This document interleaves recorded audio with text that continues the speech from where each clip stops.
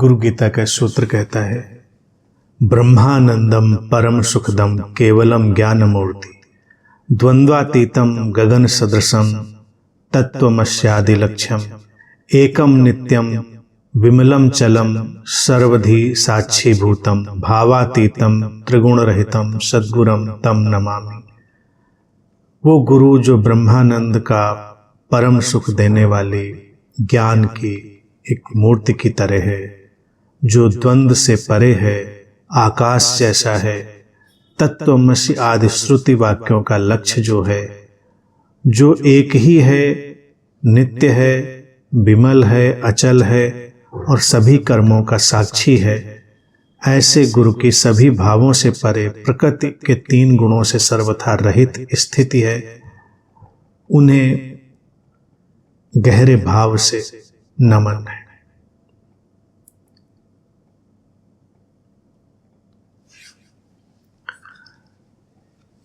एक गुणों की पूरी श्रृंखला, ब्रह्मानंद, परम आनंद की अवस्था, गुणों से रहित, द्वंद्वों से परे, आकाश जैसा यानी कि असीम, निर्मल, नित्य, शाश्वत, अचल, विमल, जो दोष रहित है और सभी कर्मों का साक्षी रूप यानी कि अकर्ता भाव, तीनों गुणों से परे, सत्व रजस तमस, उनकी लीला का साक्षी, परे अर्थात उनका साक्षी।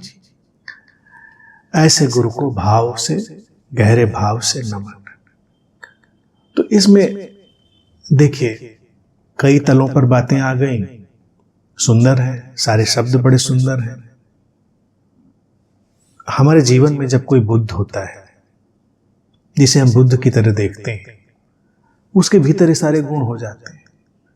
तो एक तरह से अगर हम किसी बुद्ध को देखना चाहें तो ये सारे गुण हम उसमें देख लें, तो हम जान सकते हैं कि कोई ऐसा व्यक्ति जिसके भीतर कुछ बोध का अलग आकाश उतरा है, वही गुरु है। बुद्ध ही गुरु है, गुरु कोई अलग सत्ता नहीं है। और ये सारी बातें कितनी मुक्तिदायी हैं। परम आनंद, ज्ञान की साकार मूर्ति, यानी कि उस उपस्थिति से ज्ञान के सारे ढंग प्रकट हों, दोष रहित हो, आकाश जैसा असीम हो, कोई द्वंद्व ना हो, कोई कॉन्फ्लिक्ट ना हो, और सारे कर्मों का साक्षी अकर्ता। इस जीवन को तीनों गुणों की लीला की तरह देखने वाली सत्ता और उनसे परे। ये तो एक गुरु और एक बुद्ध का वर्णन, बड़ा सटीक सुंदर वर्णन हो गया। और फिर जो हमारी यात्रा है, जो गुरु की इम्पर्सनल जर्नी है, जिसकी चर्चा गुरु गीता करती, इम्पर्सनल हैपनिंग ऑफ गुरु, सत्य की यात्रा, वो भी ऐसी ही है। जैसे जैसे वो आगे बढ़ेगी, द्वंद्व से रहित होती चली जाएगी। जैसे जैसे वो हमारी यात्रा आगे बढ़ेगी, वो परम आनंद से हमको भरने वाली हो जाएगी। वो आकाश की तरह हो जाएगी, असीमता की तरफ ले जाने वाली हो जाएगी। जितनी हमारी साधना की गहराई होगी, उतना ही हम देखेंगे कि हम कर्मों के बस साक्षी हैं, कर्म घटते हैं। अकर्ता की समझ भी धीरे धीरे परिपक्व होती है। साधना जितनी गहरी, उतनी वो समझ परिपक्व। शाश्वतता का बोध होने लगे भीतर हमें भीतर उस अपरिवर्तनशील, उस चेंजलेस का एहसास होने लगे, और हम इस सारे जीवन से किसी भी तरह के द्वंद्व संघर्ष में ना पड़े, उसको तीनों गुणों की एक लीला की तरह देख पाएं, उसके तटस्थ दृष्टा होने लग जाएं, तो हमारी साधना परिपक्व होने लगी। यानी गुरु जो एक यात्रा की तरह, एक प्रतीक की तरह, वो हमारे जीवन में उतरने लगा। तो उस दृष्टि से भी ये सूत्र सुंदर है, जो हमको समझने में सहायता देता है कि क्या घट रहा हो तो हम जाने कि यात्रा ठीक दिशा में है। और किसी बुद्ध और गुरु की तरफ देखें तो भी इन सारे गुणों को हम वहां देख सकते हैं।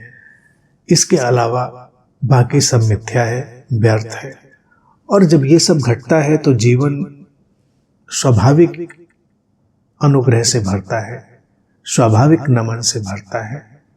तो ये सारे इस सूत्र के जो शब्द हैं बहुत सुंदर हैं और इनका भारत में बहुत उपयोग होता रहा है। कानों को सुनने में भी अच्छे लगने वाले हैं और अर्थ में भी बहुत अच्छे हैं। फिर से देखिए उनको सुने तो कानों को सुनने में भी कितने अच्छे लगते हैं। ब्रह्मानंदम परम सुखदम केवलम ज्ञान मूर्तिम द्वंद्वातीतम गगन सदृशम तत्वमस्यादि लक्ष्यम एकम नित्यम विमलाचलम सर्वधि साक्षी भूतम भावातीतम त्रिगुण रहितम सद्गुरम तम नमामि। ये गुरु गीता के सुंदरतम सूत्रों में से एक सूत्र है। शब्द सुंदर, अर्थ सुंदर, भाव सुंदर और हमारी यात्रा के लिए गहरा इशारा भी।